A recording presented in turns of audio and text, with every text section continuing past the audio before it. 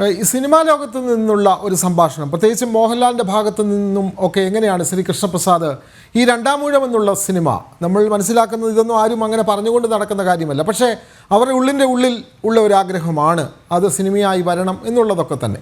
ഞാൻ മനസ്സിലാക്കുന്നത് ഹരിഹരനുമായി സംസാരിച്ചപ്പോൾ ഹരിഹരൻ അതിൽ എത്രമാത്രം സ്ഥിരീകരണം ഉണ്ട് എന്നുള്ളത് ഹരിഹരൻ തന്നെ പറയേണ്ട കാര്യമാണ്. ഈ രണ്ടാമൂഴം ഒരൊറ്റ സിനിമ കൊണ്ട് തീർക്കാനാവില്ല, അത്രയ്ക്ക് കാമ്പുള്ള കഥയാണ് രണ്ടാമൂഴത്തിലുള്ളത്. ഒരു 2.5 മണിക്കൂറിനകത്ത് ചിത്രീകരിക്കാൻ കഴിയുന്ന കാര്യങ്ങളല്ല അത് എന്ന ഒരു ഘട്ടത്തിൽ ഹരിഹരൻ പറഞ്ഞു എന്നറിയുന്നു. പക്ഷേ അത് എത്രമാത്രം സത്യമാണ് എന്നുള്ളത് വേറൊരു കാര്യം. മോഹൻലാലിനെ പോലുള്ള ആളുകളുടെ സംഭാഷണങ്ങളിൽ അല്ലെങ്കിൽ അവരുടെ ആഗ്രഹങ്ങളിൽ ഒക്കെ ഈ രണ്ടാമൂഴം ഇപ്പോഴും അത് വലിയ ഈ ഭീമസേനനെ പോലെ അവരുടെ ആഗ്രഹം ഉയർന്നു നിൽക്കുന്നുണ്ടോ ശ്രീ കൃഷ്ണപ്രസാദ്?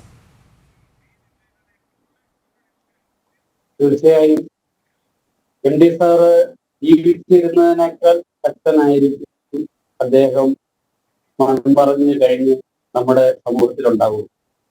അതുകൊണ്ട് ഒരു കാര്യം എൻ്റെ ഒരു പ്രതീക്ഷയാണ്, എൻ്റെ ഒരു ആഗ്രഹമാണ്, മോഹൻലാൽ നായകനായി രണ്ടാമൂഴം തീർച്ചയായും ഉടൻ തന്നെ അത് ഏതെങ്കിലും ഒരു നല്ല ഒരു കമ്പനി പ്രൊഡ്യൂസർ വന്ന് നല്ലൊരു സംവിധായകനെ സെലക്ട് ചെയ്ത് തീർച്ചയായും ആ ചിത്രം മോഹൻലാൽ തന്നെ നായകനായി അത് നമുക്ക് കാണാൻ സാധിക്കുമെന്നാണ്. അല്ലെങ്കിൽ അദ്ദേഹത്തിന്റെ മനസ്സിലുള്ള അത് എം.ഡി. സാറിന്റെ മനസ്സിലുണ്ടായിരുന്ന അതേ രീതിയിൽ തന്നെ ചിത്രീകരിക്കുന്ന ഒരു സംവിധായകൻ ഉണ്ടാവും.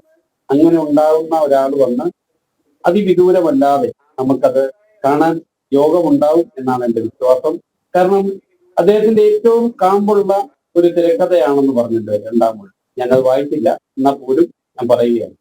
അപ്പൊ അദ്ദേഹത്തിന്റെ അത്രയും മാത്രം ഇഷ്ടമുള്ള, ഇപ്പൊ ഹരിഹരൻ സാറ് പറഞ്ഞു ശരിയായിരിക്കാം, 2.5 മണിക്കൂർ കൊണ്ട് തീർക്കാവുന്ന ഒരു ഇതായിരിക്കണം. ഇപ്പം നമ്മൾ ബാഹുബലി പോലുള്ള ചിത്രങ്ങളെയൊക്കെ കണ്ടിരുന്നു, അത് രണ്ട് ഭാഗങ്ങളായിട്ടാണ്, ഇഷ്ടമല്ല.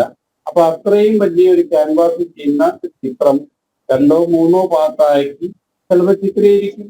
അത് നമുക്ക് കാണാൻ ഭാഗ്യം ഉണ്ടാവും. അതിൽ മോഹൻലാൽ നായകനാവും.